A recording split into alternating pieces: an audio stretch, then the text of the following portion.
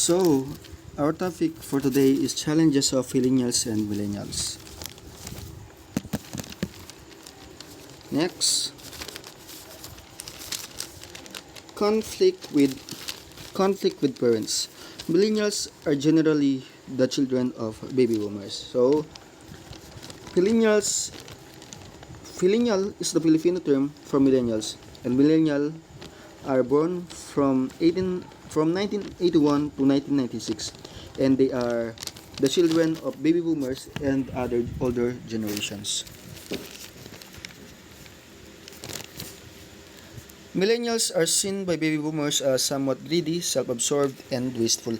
So ayon sa mga baby boomers, ang mga millennials ay greedy, self-absorbed, and wasteful. Kasi yung mga millennials ay mga social actives. Sa time nila, nag-umpisa ang globalization. So nagiging wasteful sila dahil nagiging social climber sila at gusto nilang sumunod lagi sa trend, bili ng OOTD doon at kain sa mga Korean, Chinese at Japanese restaurant dito. They are greedy because they do things according to what they want. They grab things even they aren't sure to what the result is. So nagiging sayang lahat ng effort at pera dahil self-centered sila at wala silang pinakikinggan. One of the causes of the conflict is the difference in mentality. They are different in mentality that causes conflict. The baby boomers are more traditional and self-restrained, while our millennials are more liberated, self-centered, and social active. For example, ang ating mga baby boomers ay naka-adapt pa ng mentality sa mga traditional generations. During the time of their children na pwede na silang ikasal, hahanap sila ng family na same sila ng status. So yung kasal ng mga anak ay desisyon ng mga magulang. While our millennials are liberated and modernized. Kung sino ang kanilang type, kahit na hindi sila same ng social status, yun yung pipiliin nila. Kaya nagkakaroon ng conflict. The parents are more on social status while the children value their affection towards their partner. Next tayo. Baby boomers life principle. Attain a good education, get a well-paying full-time job, find a stable partner,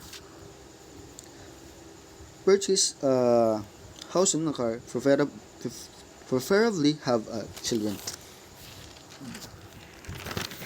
Bata pa lang tayo, ganito na ang mindset natin. Yung mag-aral tayo para yumaman o magkaroon ng mataas na sahod at magkaroon ng pamilya. But time goes by, marirealize natin na mali yung mentality natin. Lalo na nagmamature tayo at nakikita natin ang tunay na realidad. Marami tayong matututunan tulad ng hindi lahat ng plano natin ay maaayon sa tadhana natin. Yang ganyang mindset is just our ideal plan, where our ideal things don't exist in the real world. There are also problems that will hindrances our existing plan, but we need to trust the process because on our way there are plenty of ups and downs, but we Filipinos are not vulnerable. Some of the major differences between baby boomers and millennials by Pew Research. Millennials are more progressive on social issues. There is a constant change in the world and major changes in our society. The millennials starts to accept social issues such as racial issues and LGBT issues. Some of them adopt culture from other race and accept the existing community of our LGBT. Ang ating mga millennials ay mas focus sa mga social issues, social activities kaysa sa kanilang mga pamilya at dahil dito malaki ang maitutulong ng mga millennials sa pagbabago ng mundo at ng kanilang bansa. Halimbawa, technology innovations and activism. Activism dahil active sila sa mga social issues and they have the freedom to express themselves na makakatulong sila na magbigay awareness sa mga pangyayari sa bansa. Pwedeng itong sa political issues, mga mental issues, at pwede rin sa talamak na paggamit ng pinagbabawal na gamot. Millennials are hesitant to identify themselves with a political party. So they are hesitant because they need to check the achievements and backgrounds at at backgrounds ng mga kandidato bago pumili ng susuportahan. Unlike baby boomers and older generations, kung sinong pinili suportahan ng kanilang pamilya, yun na lang ang kanilang iboboto o susuportahan. Kasi during the time of older generations and baby boomers, kung saan yung pamilya nila nagkakaroon ng suporta at advantage, yun yung susuportahan nila. Unlike mga millennials, focus sa changes sa mundo, sa kanilang bansa. Kung sino makakabuti sa kanilang bansa, yun yung iboboto nila. So letter C, millennials are less wealthy.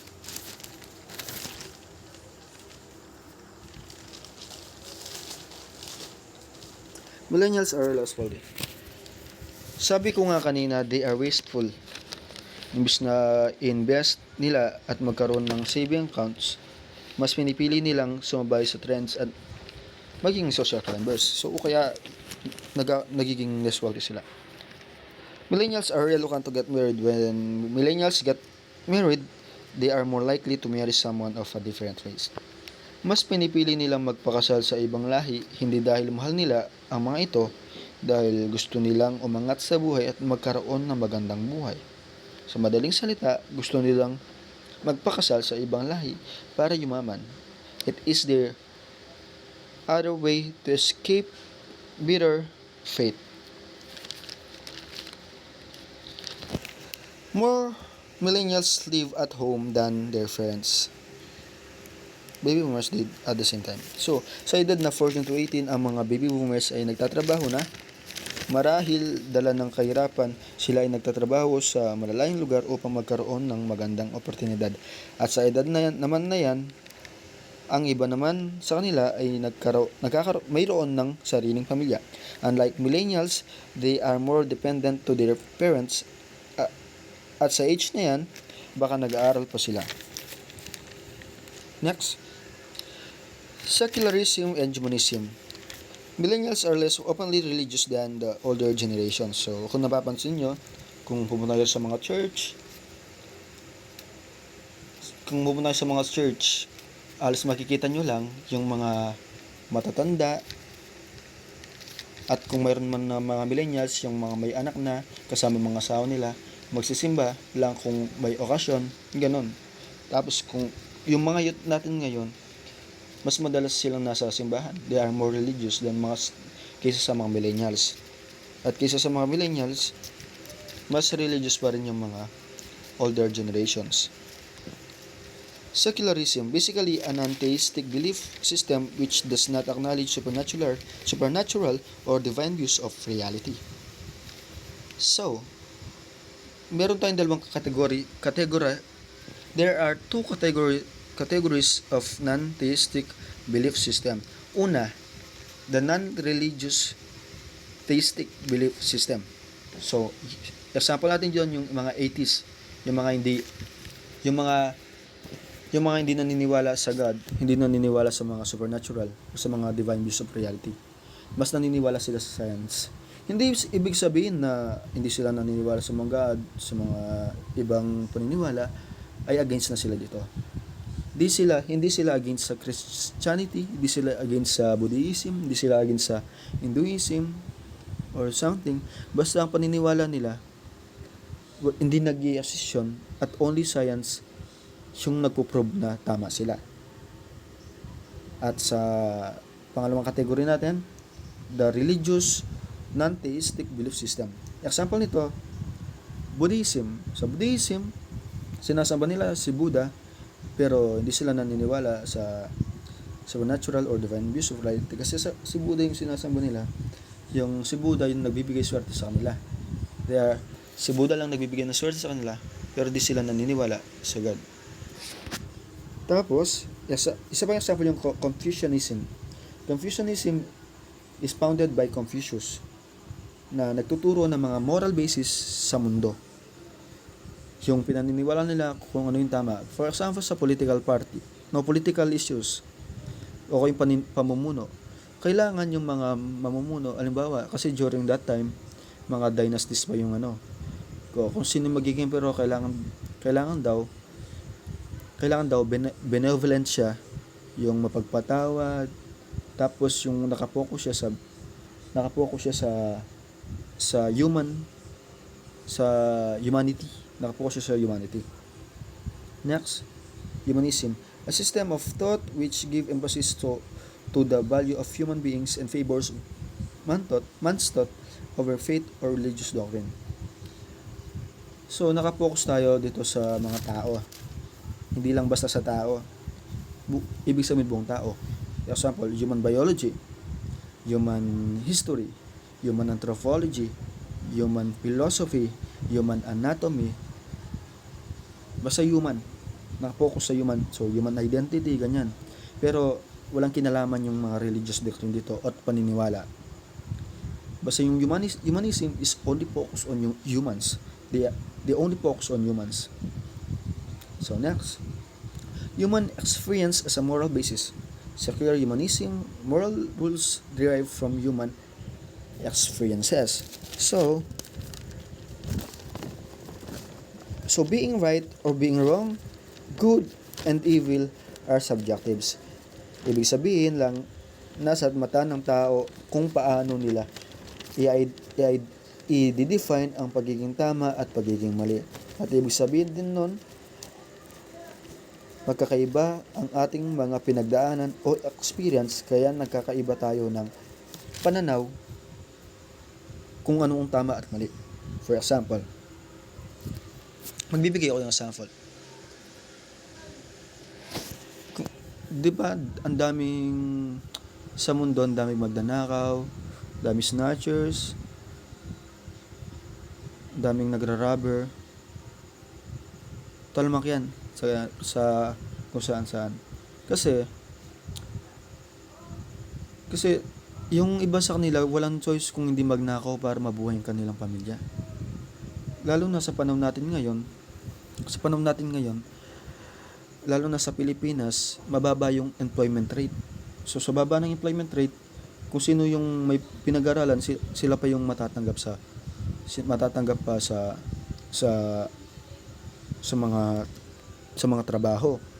O paano naman yung mga hindi nakapag-aral? Kasi di rin sila makapag-aral dahil sa hirap ng buhay. Kaya anong choice nila kung hindi yung magnakaw? Pero di pa rin, yung views nila para sa kanila tama, lalo na kung merong may sakit sa kanila. Kung merong may sakit sa kanila, kanino sila lalapit? Saan sila kukuha ng pera pampagamot ng may sakit kung hindi sila magnanakaw? So sa mata nila, tama yung magnanakaw kasi doon nila mabubuhay at mapoprotektahan yung pamilya nila. Pero dahil kasi tayo nabuhay sa mundo na nakakain ng 3 beses sa isang araw at may merienda pa nga sa marami sa atin, mali yung ginawa nila. Sobrang mali. Kasi sasabihin natin na pwede naman na magtrabaho sila. Ba't nila gagawin yun? Yun nga yung point. Palagay niyo ba, mas pipiliin ng tao na magnakaw kaysa magtrabaho? Mas pipiliin ba nila na kumain ng may dumi sa kanilang konsensya? Sa tingin niyo ba mas pipiliin nilang makasakit ng ibang tao? Wala rin silang choice kung hindi mabuhay sa ganong realidad. wala silang trabaho, wala silang pagkukunan ng pagkain, gusto man nilang magtrabaho, possible na hindi sila tanggapin kasi first of all baka ma-discriminate lang sila,